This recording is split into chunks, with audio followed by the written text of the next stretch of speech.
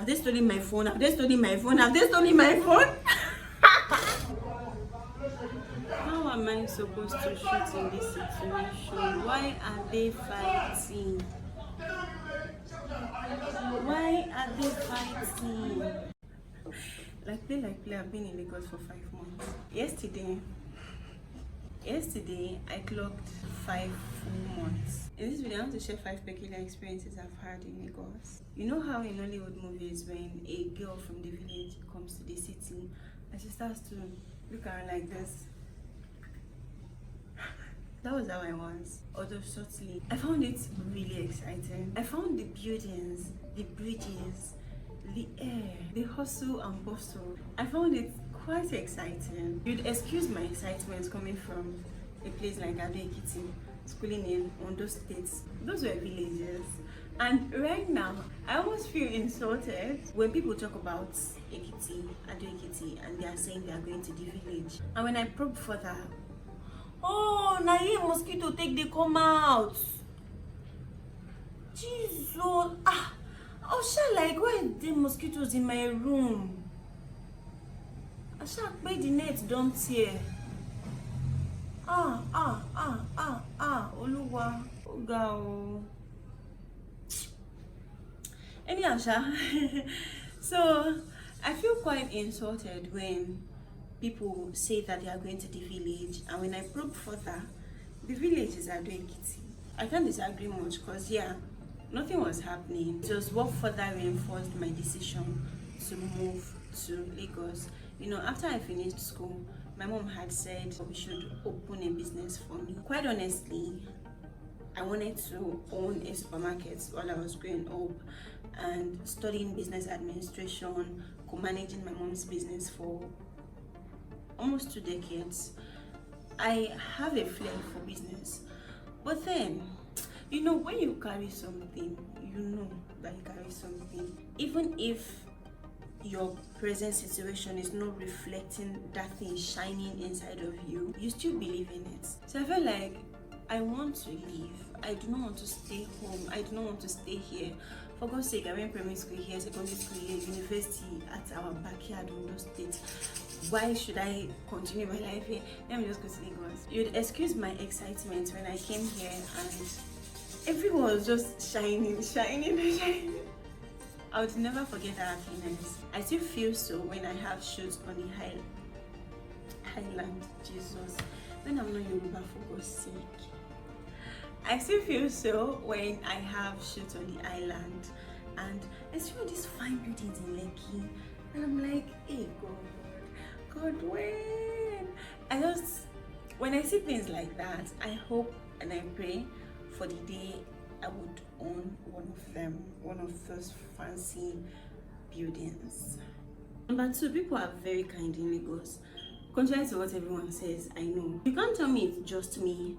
People are very kind. Every time I go out to shoot, I promise you I do not know where I'm going. So jumping buses, then I don't know where I am going. In fact, I have met people that they would leave their own journeys and take me by the hand to the bus stop. Then put me in the bus. Then still tell the driver that this is where they will drop me. And the drivers always remember. Like the shoot I had last week, a woman took me to the park, told the driver, drop her at, I can't even remember the name. So when I got to the park that the driver should drop me, I forgot the place that the woman said I would enter next. Then I went to the driver's house because the woman that took me there had explained my journey to him. He then took me to the next bus park. I've met really kind people, like the stranger that allowed me and my friend to live in her apartment for 3 whole days. When I was moving my things from that stranger's place to my friend's auntie's place in Festac, that was the first time I was stuck in traffic. I was moving from Ketu to Festac. I had all of this load, my clothes, yam, tripod, ring lights, everything was just very scattered all around me. When I think about it right now, it feels like an angel.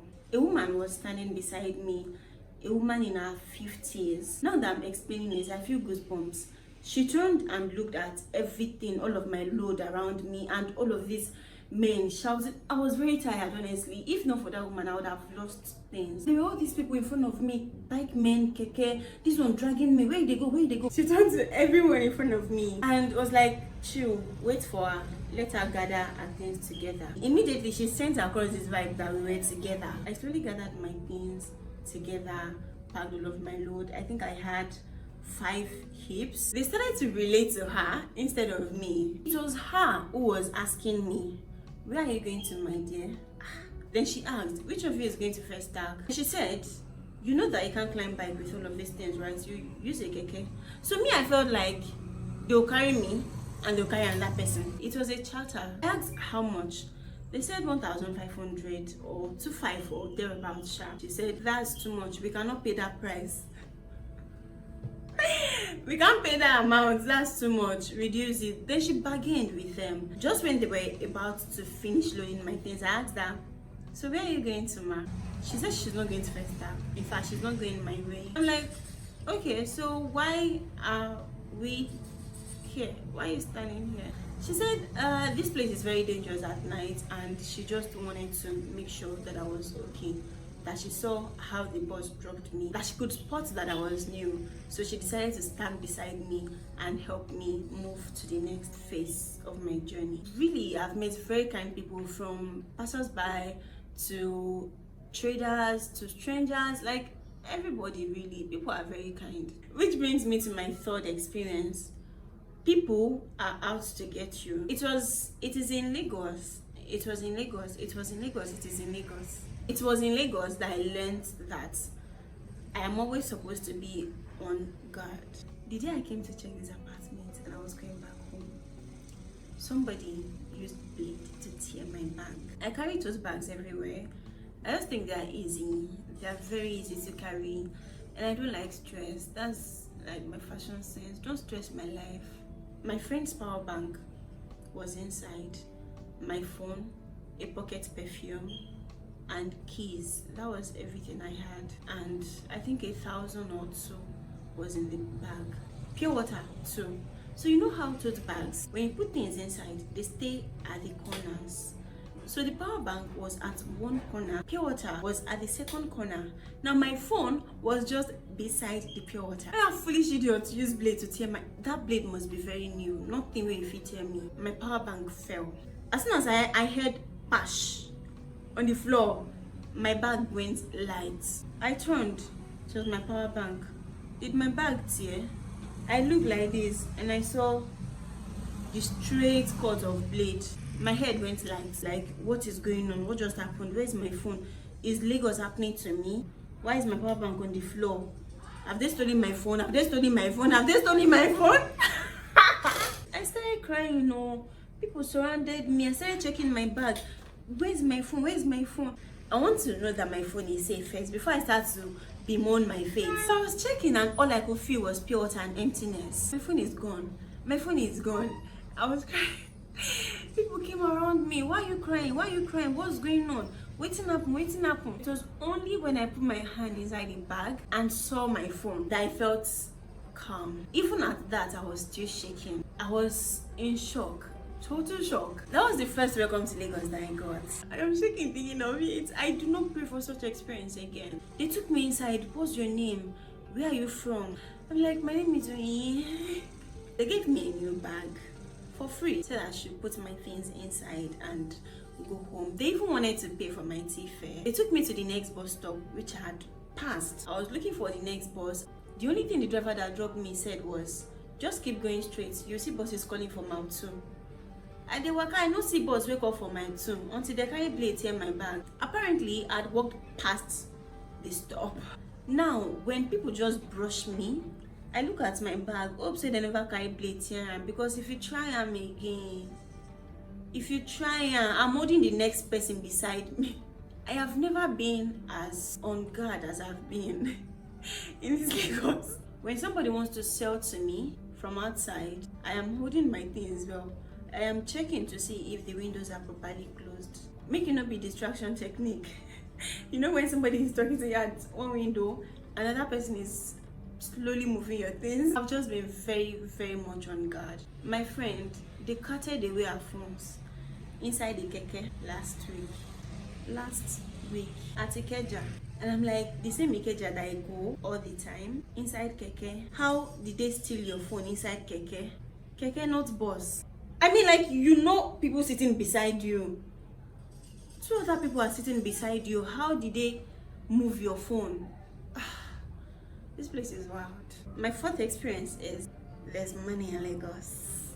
When I get money, I give it to people. Una bam. Una bam, you get.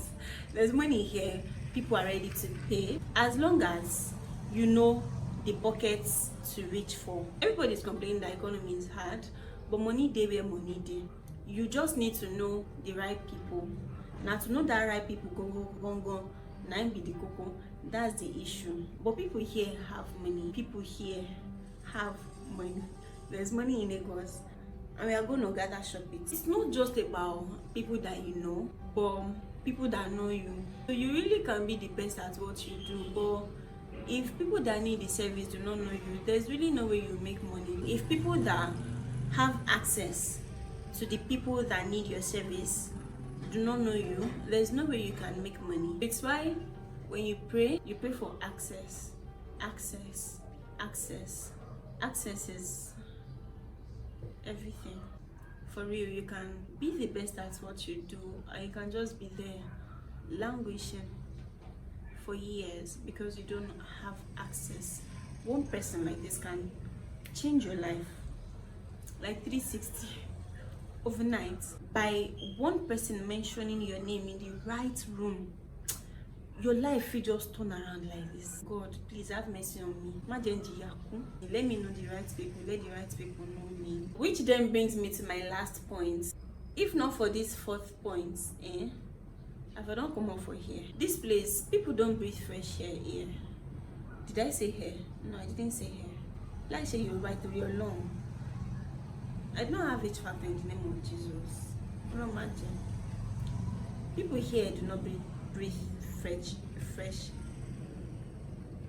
People here do not breathe fresh air. This place is smelling like smellos.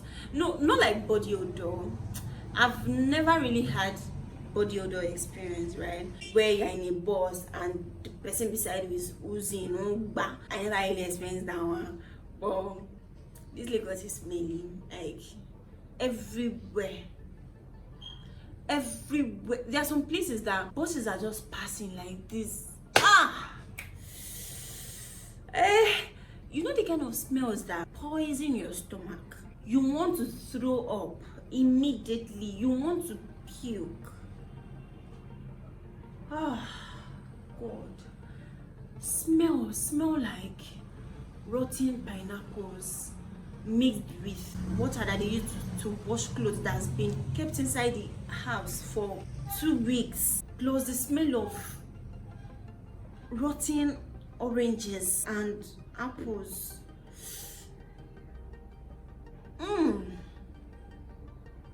Lagos smells terribly. Lagos is smelling and dirty.